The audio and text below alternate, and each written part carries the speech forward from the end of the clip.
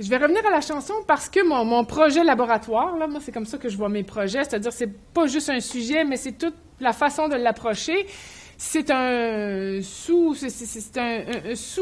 sous-projet de Michel Louvain, mais c'est l'aboutissement du projet sur les préférences musicales des lectrices du Bulletin des agriculteurs.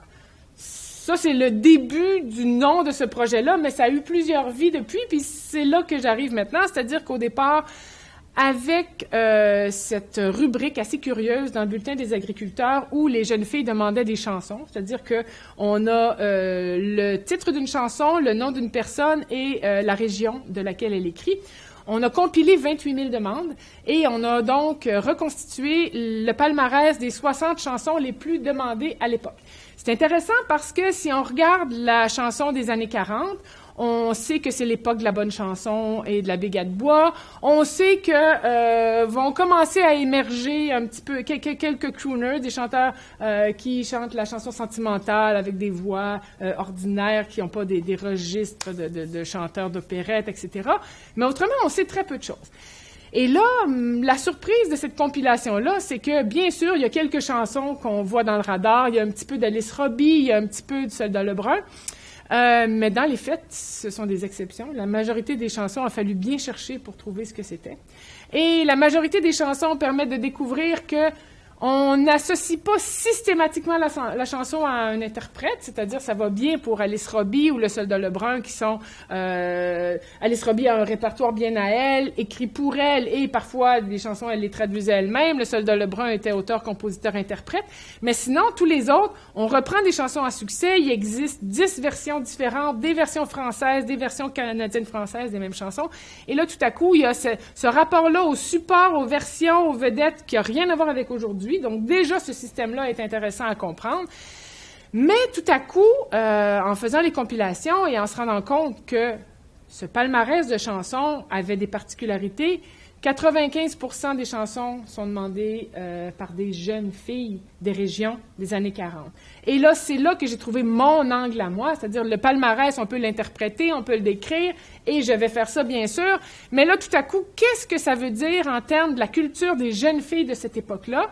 Et plus je me suis mis à creuser ça, finalement, c'est devenu un projet sur la façon dont les filles de cette génération-là ne veulent pas ressembler à leur mère et la façon dont elles font des choix culturels qui vont leur permettre de se propulser dans de nouveaux rôles féminins.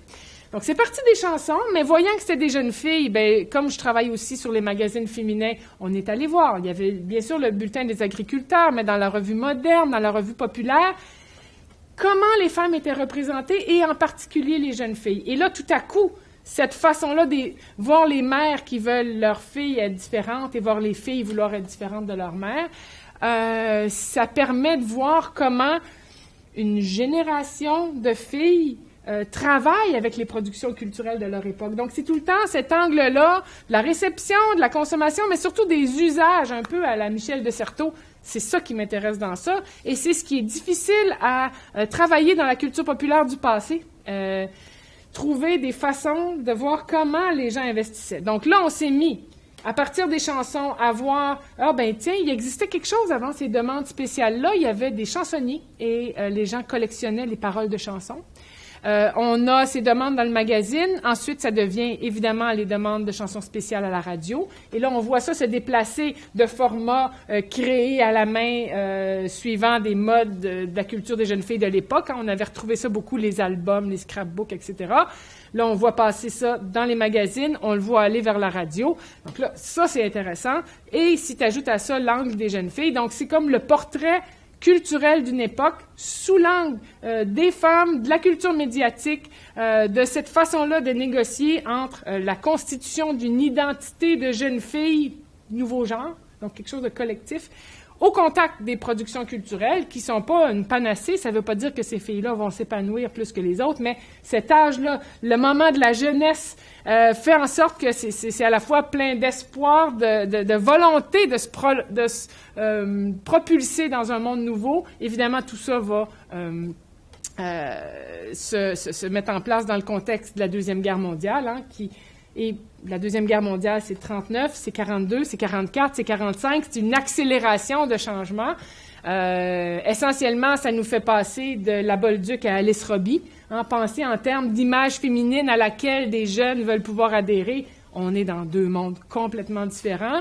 Si je prends des références plus culturelles, j'ai toujours l'image en tête que ces jeunes filles-là qui demandent des chansons dans le bulletin des agriculteurs, c'est Florentine Lacasse en région. C'est vraiment ça. Ce geste-là, ce rapport-là à ne pas vouloir être comme les générations antérieures et se nourrir d'une modernité encore pleine d'espoir. On va voir que ces espoirs ne sont pas nécessairement réalisés, mais la beauté de ce moment-là, moi, je le trouve extraordinaire. Donc, le livre va être là-dessus, finalement. Même si, au départ, c'est les préférences musicales des lectrices du Bulletin des agriculteurs, c'est devenu complètement autre chose. À suivre les différents chemins qu'on devait suivre pour expliquer pourquoi ces chansons-là, pourquoi sous cette forme-là, très curieuse. Donc, c'est ça qui m'occupe, c'est ficeler ça maintenant. Je rends compte de ça comment. Donc, il y aura un récit qui ne sera pas totalement englobant, mais en tout cas, qui va donner une idée du système, puis d'autres continueront. Donc, moi, je continue à aiguiser mon regard sur comment j'aime aborder d'autres objets différemment pour voir autre chose.